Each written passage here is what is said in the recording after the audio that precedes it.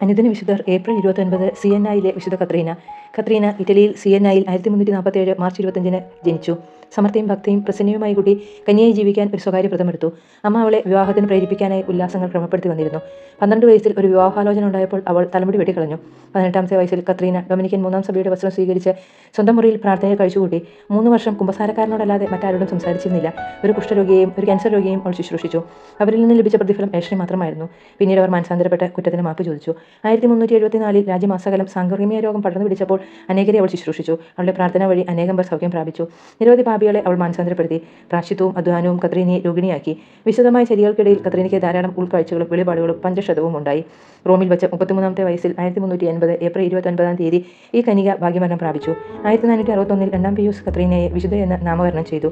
1970 Paul 6-ാമൻ മാർപ്പാപ്പ കത്രീനയെ വേദപാരംഗത എന്ന് പ്രഖ്യാപിച്ചു.